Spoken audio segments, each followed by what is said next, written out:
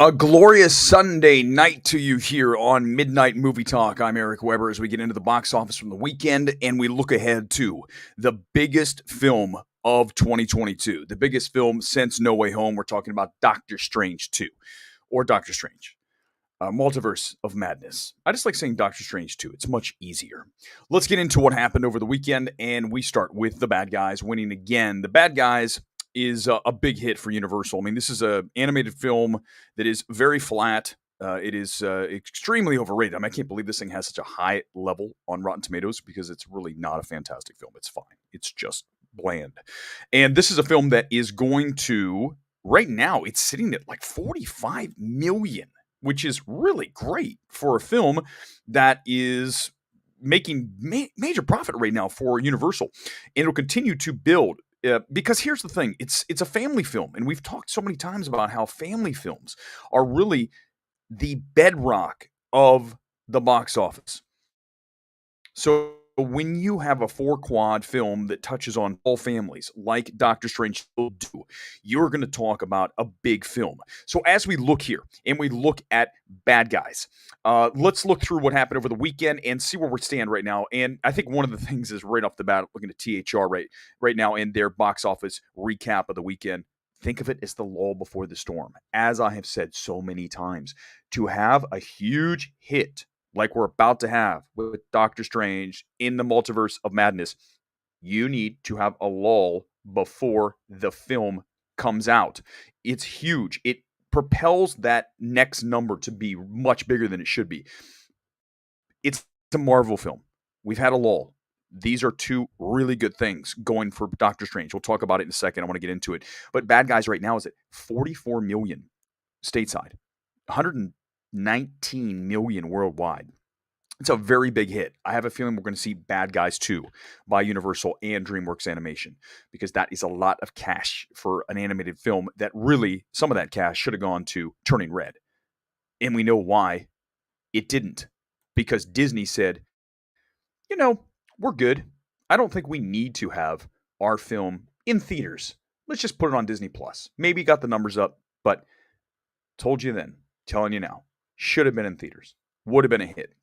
And look what's happening here with this. I mean, when you look at Bad Guys at 120 million essentially worldwide, that is money that Turning Red would have easily made. Turning Red's a bigger product. Pixar movies are bigger products than DreamWorks Animation. So we're going to at least have 120 worldwide for Turning Red.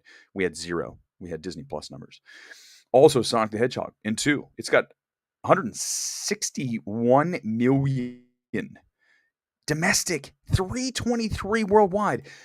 How many times have I told you guys that it's over? The pandemic and theaters, done.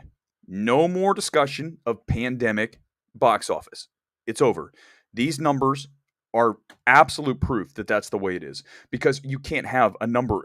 These 320 plus million for Sonic worldwide. It's over. Okay. We're back. We're back to 2019. And a lot of you said, maybe not you out there. Some of you said, we're never getting there again. It's never going to happen. Okay, really? It just did. So, these people that are naysayers, these people that want to be doom and gloomers, I just don't share a lot in common with those people. I want to see the positive. I want to get out of my house. I want to go to a movie theater like I have so many times with A-List. If you don't have A-List, get A-List. $24. 12 movies a month for $24. Okay? Go see crap movies like Memory. We're going to talk about that in a minute. Memory totally tanked this weekend. But as we continue on, I think the other one that's really important to talk about here is Everything Everywhere All at Once. It actually went up this weekend, which is crazy. It went up 2%. But either way, films drop. That's what they do. Every weekend, they tend to drop 50%, 60%. I mean, look at Morbius, 70% essentially. These films open big and then they drop.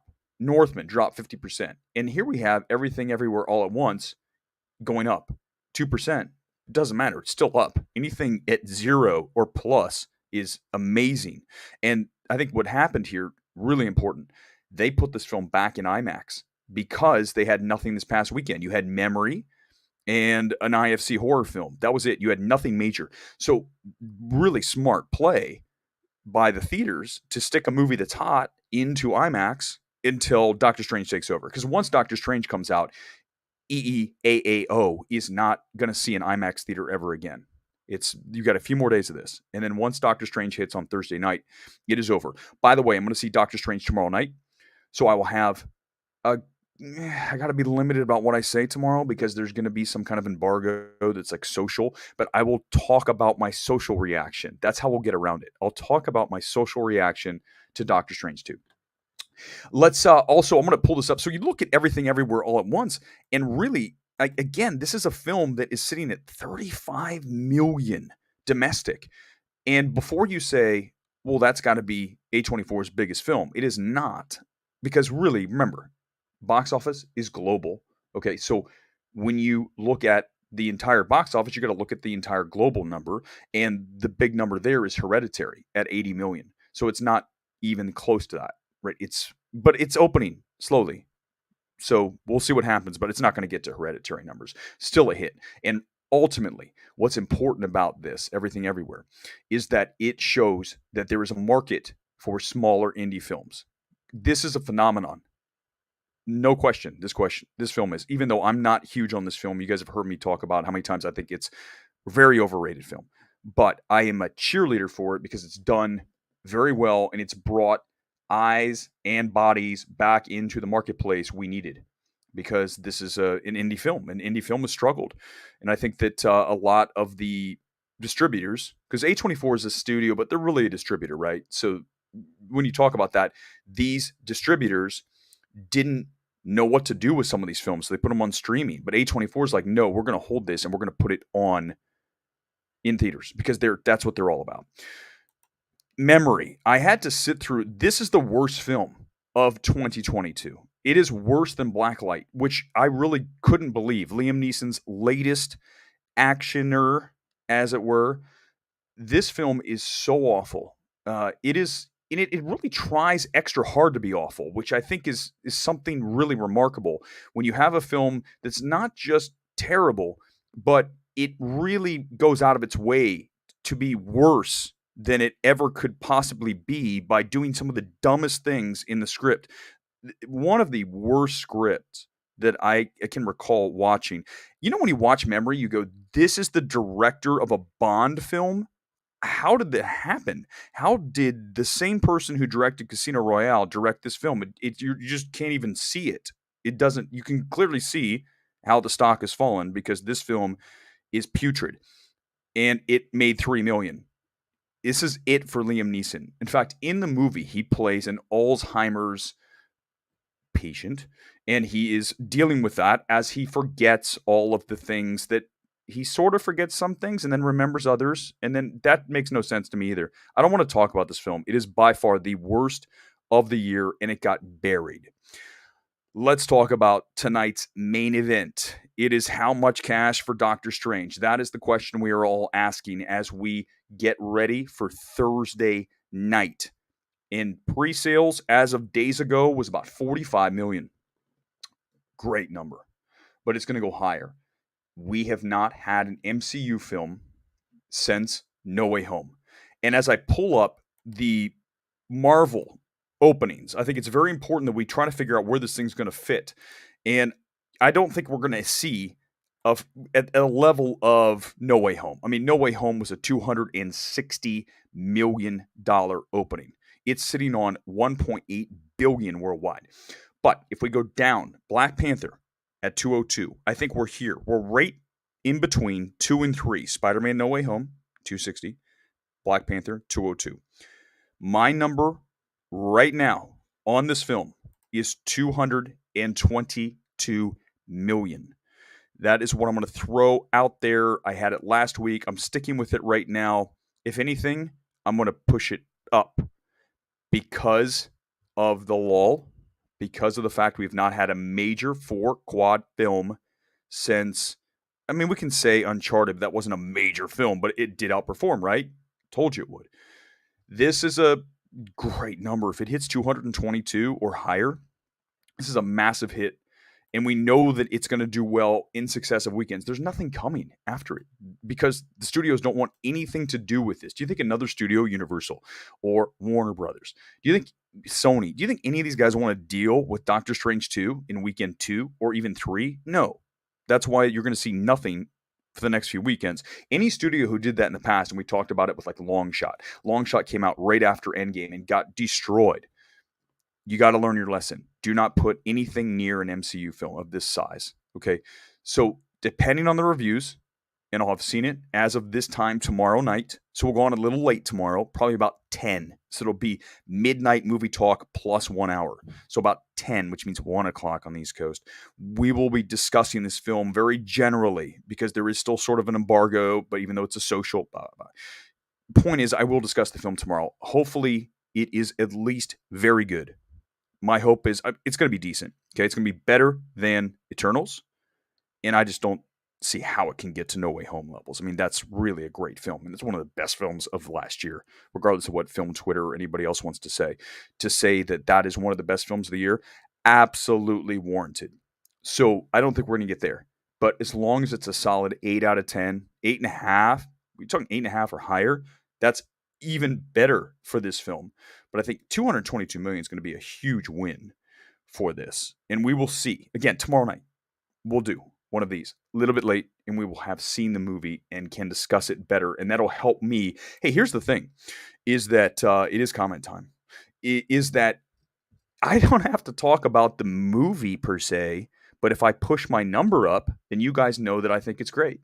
Right? If I push the number down, that's the game we can play tomorrow. If I push the number down, then, but we will have social reaction. So we'll look for those, my reaction along with a bunch of other people and people that I trust because there's not a lot of them. We've talked about that before. I think there's a lot of people in this game that are not honest or at least maybe not forthright about their reviews. They want to, I don't want to get into it, but you guys know what I'm talking about. You know who they are. I'm doing great. Thank you. I talk Marvel 227. Doing great tonight. Had a fantastic day down at the beach today and lovely Southern California. I mean, I have no complaints. Living out here is really just the bee's knees. Talk about an old phrase there. Lonely Lizard, good evening to you. I think Doctor Strange and the Multiverse of Madness opens to 200, so you got a little less than me. I plan to see it 4 times from Thursday through Sunday. Wow. Okay, so you got IMAX. That's right, 3D, Real D 3D. I don't know what Screen X is. I'm going to assume that is, I don't know where you are, Lonely Lizard, but I'm not sure what Screen X is. I'm really familiar with AMC product. I don't go to Regal very often. I do not go to Cinemark. So if it's one of those things, I don't know. I think, isn't Regal RPX or something like that? Dolby is my favorite. Here in Burbank, I've said it a million times, AMC 16 Burbank is the best theater complex in LA right now. ArcLight was probably, although I'll tell you what, AMC 16 is really up there, and the Dolby Cinema is better than IMAX. I really believe that. If you can go see this film, I would see it in Dolby. We'll see how the 3D. They might give us an option tomorrow to see it in 3D. I probably will pass. The last time I did that was Solo, and that was a big mistake. That movie's not even, it's first of all, not a great film, right? We know that. Solo's not a good film. And then to watch it in 3D, which made the film even muddier, really bad decision. So I don't think I'll be doing that. Doctor Strange will definitely not beat No Way Home at 260. 100%. I talk Marvel. It's not going to happen. But remember, most casual moviegoers don't know about the leaks and stuff going on. I talk about the Mount Rushmore of superheroes, right? And so the Mount Rushmore of superheroes, Batman, Superman, even though Superman's kind of falling now, right? Iron Man, Spider-Man. Those are the 4.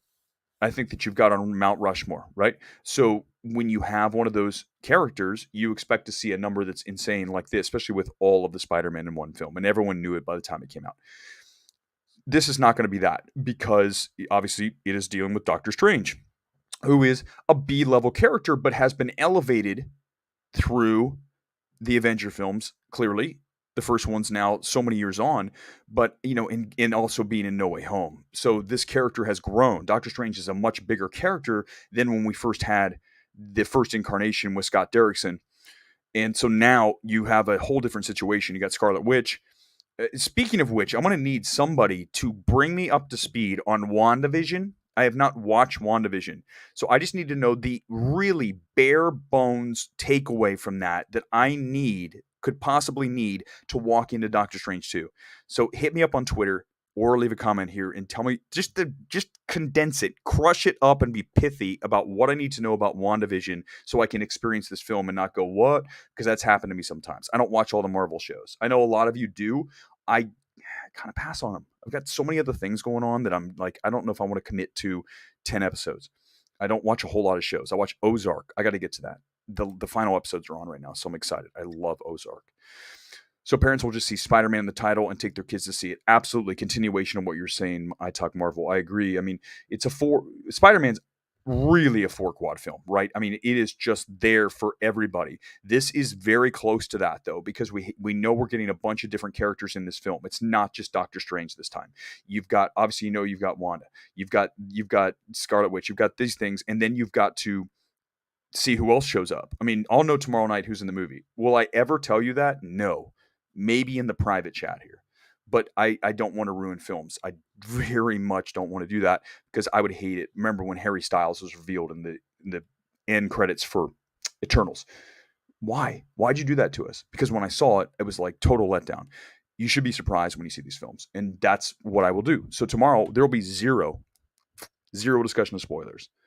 I don't want to go there because it's not fair to you guys. So watch out. There are people that you got to watch out for on Twitter for sure.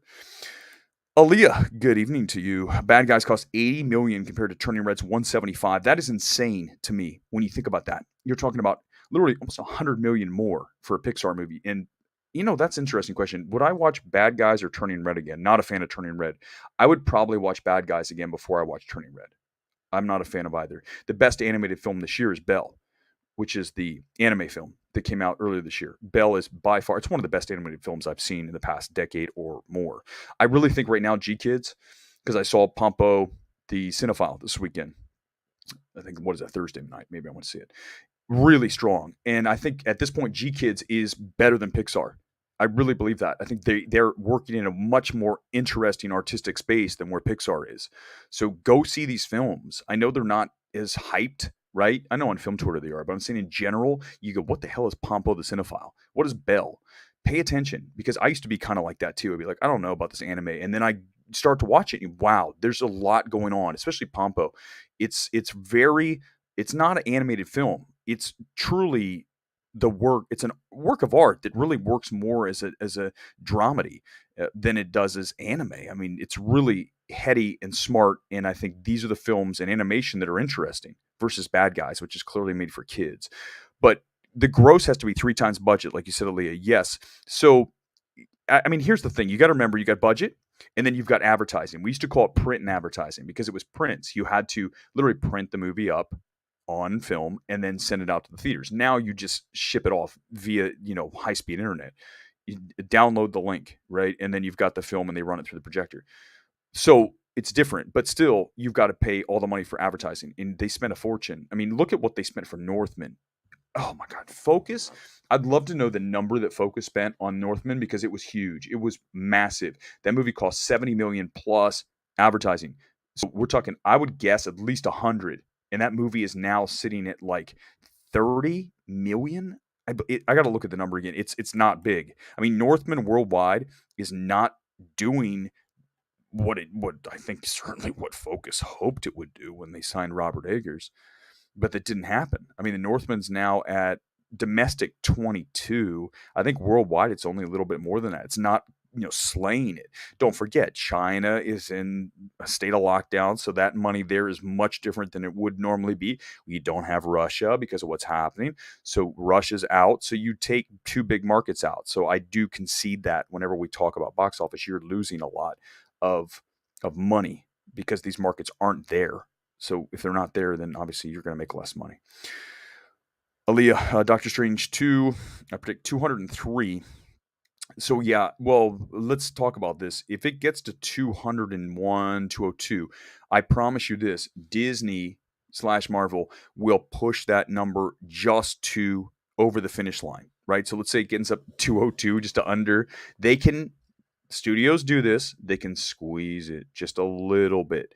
And then they're like, by the way, 3rd best opening, because that's a better headline, right? It's all of a sudden, it's the top 3 Marvel opening versus number 4. So they'll find a way to get it there. but you're a little bit under me. I think 200 safe. It really is. And especially on the repeat business. We saw that with No Way Home. Repeat business. Repeat. I saw it twice.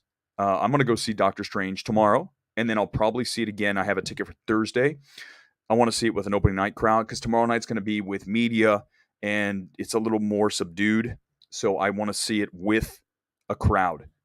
So I want to see how it plays, obviously with me the first time and then the second time with a crowd. Sometimes those two things are incongruent. So we will find out tomorrow. I can't wait to talk about the film in very, very broad strokes because ultimately, the more that you drill down on it, then first of all, I'm going to get in trouble because you're breaking the embargo. So you got to really be, am I high on it? Am I low on it? Am I medium? Wherever it is. That's what we'll talk about tomorrow when we discuss Doctor Strange 2. Again, tomorrow night, probably around more like about 10 o'clock. It's over on the west side of LA. So by the time I come back and get started here, look for me about 10 Pacific, 1 Eastern with initial thoughts on the film. Very broad. So don't expect me to go super deep. But that will have tomorrow. And I really look forward to you guys being there tomorrow because I want to talk about the film without giving it up. Massive spoilers are out there. Nick, I know they are. That's why, for me, right now, I don't want to know. I know that it involves the Scarlet Witch. I get it. Elizabeth Olsen is the bad person in her alter ego. So I see it. I don't want to know anything more than that. I don't know about you guys. I don't understand why you want to go read all these things and find out what's going on. Wasim, good evening to you. Volleyball, yes, I played volleyball today. In fact, if you look closely, you probably can't see. I actually have half my nose is red because I missed the sunblock on the nose. So I apologize for having a stripe down the middle of my nose tonight. But yeah, it was a fun day today. It was beautiful. Gorgeous day here in Southern California, down in Orange County. Kevin Feige, blowing a gasket coming back from the MCU retreat he was at because of all the spoilers. I don't know who, obviously it's coming from. I don't know for sure. I cannot tell you if there was a test screening of this film. I would assume there were. But the people that I know that go to test screenings, I have a few different people and sources. No one really talked about that. So I wonder if this, I know No Way Home was, but I don't know about this. So I don't know where it's coming from. Sometimes you got to remember this. Sometimes they want those leaks out there because it'll drive more business. Like, I feel like someone said, go ahead and tell everybody that Harry Styles is in this so we can drive box office to see Eternals. People, Harry Styles fans that weren't, going to go see this movie, all of a sudden they're like, whoa, Harry Styles is in this? Let's go see Eternals. That's strategic. Think that way because studios do. Everything Everywhere All at Once, good evening, Julian, is proof that there is still a place for indies at theaters. That's the number one thing. There's no question about that. The biggest takeaway from that is that this is a success for indie film and platform releasing. We talked about platform releasing one more time. New York, LA, start there and then start building into the big cities until it gets to middle America. So New York, LA, add Chicago, San Francisco, Philadelphia, DC, up we go until finally it hits Dayton, Ohio. So now it's there. Very smart move. I'm glad to see it deployed again. It's been way too long since we had platform releases, and this is a very big success. So I want to see more of those. And yes, Julian, you're correct. I need to have a check cut from me from AMC for saying get the A-list. But it's, for me, it's really easy to be super hyped about stuff that I believe in. I would never be super hyped about something. You never hear me rave about a film that I actually hate. Like, can you imagine doing that? That'd be like a shill. I can't do it. It's just incongruent with who I am. Like, doesn't work. I feel like I really do at times. I feel like I have an affliction, which is Jim Carrey, liar, liar. I have a very, very hard time lying. So I'm very open. So if you ask me a question, you're likely going to get a very truthful answer, or I'll just evade it. But I'll never just say something just to say it. It just doesn't work. It just doesn't work. Dolby is better than IMAX. I agree, Nick, 100%, because the Dolby screens are massive too. In fact, the Dolby screen down the street, I think, is bigger than the IMAX screen. IMAX sometimes is like Trimax, or whatever the other name is for it, the fake one. The Fomax, it's not real. It's not a full-size IMAX. Like when I was a kid, you went down to the Science Center, right, wherever you lived, and there was a gigantic IMAX that was like the side of a dome. That's not how it is at a lot of these AMCs. The one in Boston was like not even a great screen. You'd have people's heads in the way. It was just not a good thing. So watch out for those IMAXs. Sometimes they call them that, and they're not a real IMAX. Wasim, thank you. WandaVision, I need this. Wanda takes a town hostage and creates a fake vision and fake kids. Okay, that doesn't make me want to watch it. But so there. So now we understand at least a little bit more. I feel like I need to go to the Wikipedia entry of WandaVision and read the absolute most crushed up, condensed synopsis of the show. Because there's been times, I'm not going to lie to you, there's been many times when I've been in a Marvel movie. This is one of these times I should lie. And I go, who the hell is that? And everyone's like, oh my God, that's this person. That'll be me tomorrow in the middle of this. Because listen, I love MCU films. They're an event. We all agree. But I also, as you know, as you see the films behind me, I'm really an awards film guy at the end of the day. I love cinephilic smaller films like Ghost Story or Good Time. These are the films that I really, really cherish in my heart. So for me, MCU is like an event, but I don't get as deep down into it as some of you do. So for me, I'll watch a film sometimes and I go, wait, what? Who's that? And everyone around me is going, oh my God, that's da da da. Like, I don't know who that is. They just put out an episode of Marvel's Legends on Wanda's legacy through the MCU and explains WandaVision perfectly in under 10 minutes. Okay, I will look for that. I will look for this because that would be perfect. I need, like I said, I need the Cliff Notes edition. Remember that? Remember you had a book report due?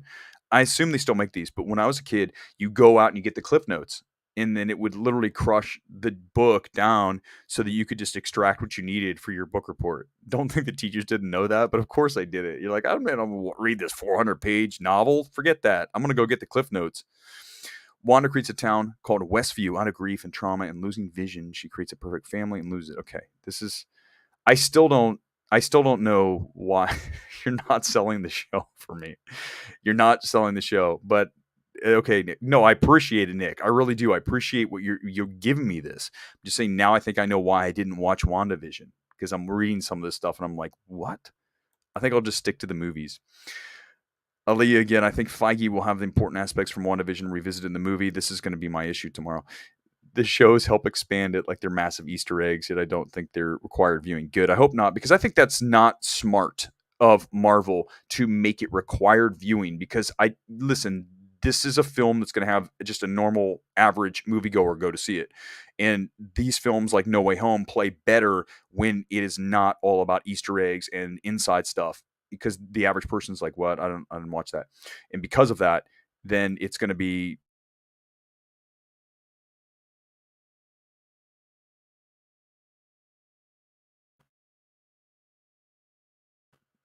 probably okay. We're still good. We can go a couple more minutes unless the computer completely crashes on me. Let's see, a couple more. Yeah, Feige's got to do that. He's got to really make sure that he is not making it all inside baseball. And you guys know what that means. That it's the old thing, just too much discussion of stats and things. So extract that too.